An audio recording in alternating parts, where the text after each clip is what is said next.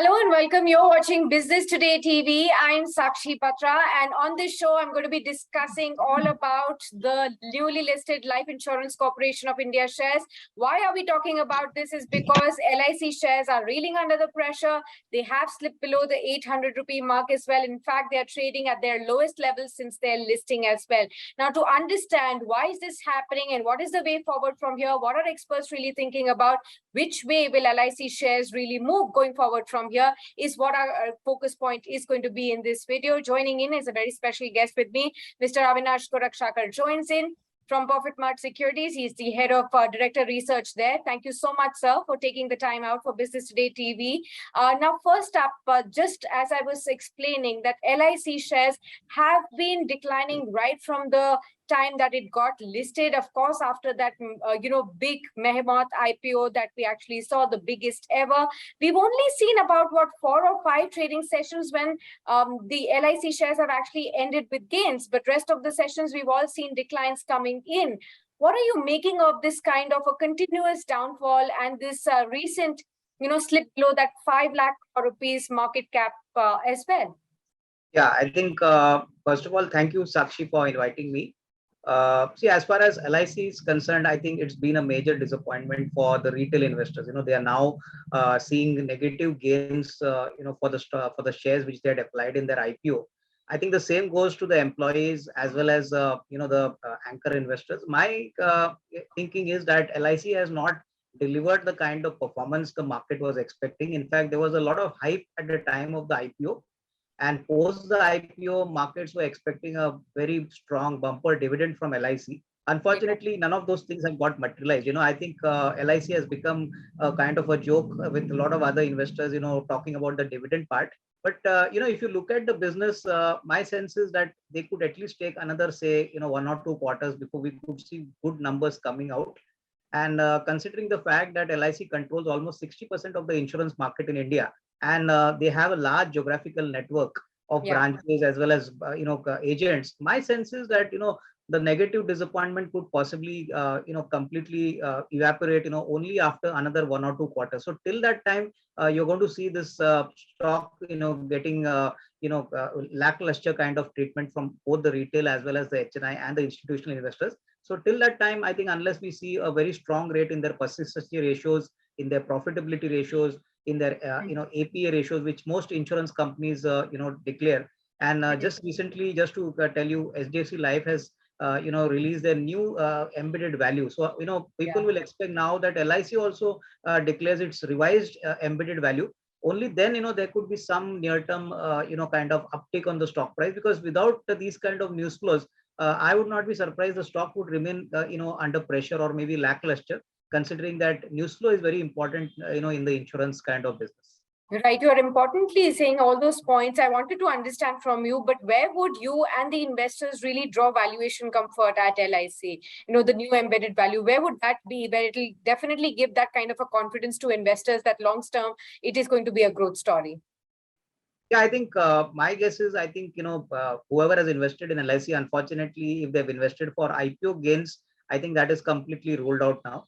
I think whoever is holding on to LIC, my sense is, unless you got a 2-year view, Sakshi, this stock is not going to make a lot of money for investors, because clearly, if you look at LIC, if you look at all the other private sector insurance companies, there's a significant difference in their profitability levels. As mentioned earlier, LIC is more largely on the annuity side of the business, where the margins are lesser. And obviously the value add, the margin, which is the incremental margin, which is earned on new policies, that is also comparatively lower compared to an SBI Life or maybe a Max or something like an HDFC Life. So I think you have to give some time. Our sense is that hopefully now the company has gone public, so there will be a revised kind of aggressive approach from the LIC management. And obviously the company would also like to see that, its market cap actually catches up with the private sector peers. So this is a process which may take at least 3 to 6 months. It's not going to be easy, but I think the markets, the way they are currently trading, I think the markets want a little amount of good narrative from the management. They want a good commentary from the management. The company did not have any conference call post the Q4 numbers. So, markets expect that, the management comes out, talks to the analyst community, declares its future plans about its products and policies. only then, I think the LIC stock could come in some limelight. Till that time, it's going to be a drowsy affair. Honestly, people who have invested in the stock in the IPO are disappointed because Yeah. nothing of this has actually come out till now. You're right. Exactly to the point that I was coming to, LIC reported its numbers, lower profitability, even though the income went up in Q4. Was there anything in the management commentary that gave you the confidence for the growth trajectory going forward for LIC? Yeah, I think looking at whatever has come out till now, from the LIC management, I would not be surprised that the markets and most of the analysts would at least wait for 1 or 2 quarters. See, because the January to March quarter, Sakshi, if you must understand, is one of the bumper quarter for all the insurance companies. Normally the Jan to March period is supposed to be the most busiest season, and in that season, LIC has underperformed. So it looks quite surprising. So now, April to June may not be a great quarter because business starts picking up, from August, September onwards. So typically, I think unless and until, the performance improves and the operating metrics improve, as I told you, the embedded value, the persistency ratio, the number of policies sold by them, plus the mix of par policies compared to, annuity policies.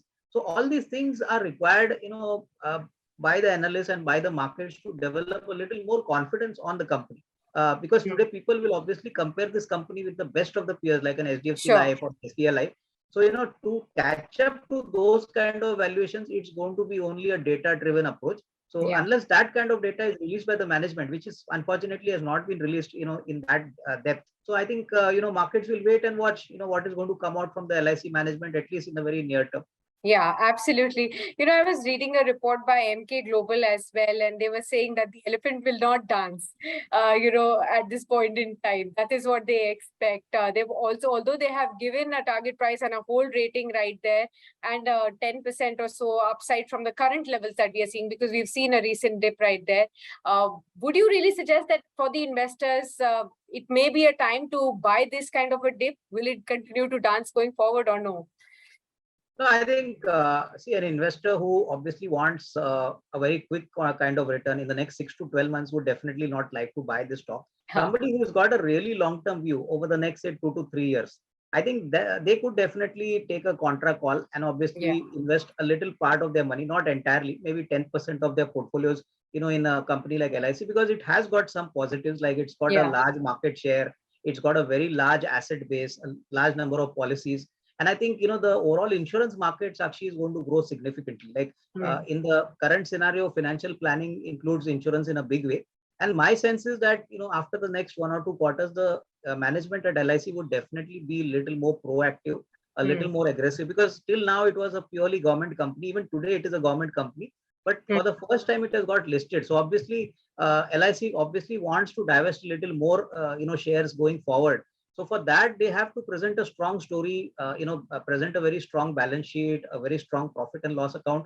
Only then, these developments would come. So I think somebody who's got a 2-year plus view can definitely invest in this stock. It's not such a bad stock like one of the new age companies. So there, at least, the capital is safe. The premise is that they make money on every insurance policy. It's not a cash burn kind of business. So to that extent, I think, you would see definitely some action possibly post September. I think the market should definitely like to hear something more from the insurer, from the LIC management. And I think, at these levels, when everything looks very bleak, that is the time when investors can take a contra call. But quite honestly, keep a 2-year time frame, because short-term movement, I don't think is going to be anything significant. Okay, so for a 2-year time frame, so what is the kind of target that you're expecting there? Say, for example, new investors looking to buy LIC at this point in time, now that it has slipped further below 800 rupees as well, for a 2 to 3 years time frame, what kind of targets can they look for? I think they could at least hope that, the IPO price is covered. So, at least 950,000 rupees. I mean, not a very aggressive price. But I think, considering the fact that this is a business which is not going to be impacted by inflation, it's not going to be impacted by rising crude oil prices. It's a financial kind of financial product which is very, very strong in the system now. So I think a 4-figure mark is comfortably possible. And I think, at these levels, the risk is also quite low, because already 98% is held by, the government of India. So there is hardly any floating stock in this counter. So I don't expect a panic sell-off. At the same time, a gradual rise in the next 2 years to a level of 950,000 is very much possible. But I think it's a contra call, so you'll have to wait patiently to get those returns hopefully. Okay, understood. So a 4-figure mark on LIC is something that all the investors who had got the allotment and the fresh entry investors also may be hoping for, but you'll have to wait for patiently for that kind of a level. 2 years to 3 years is the kind of time frame that you'll have to wait for, because in the near term, they may not be either panic selling or a very huge rise from the current levels as well. Thank you very much, Mr. Gorakshakar, for being with us and sharing all your thoughts on LIC and the prospects going forward for investors here. Thank you. If you like the video, do like, comment, share and subscribe.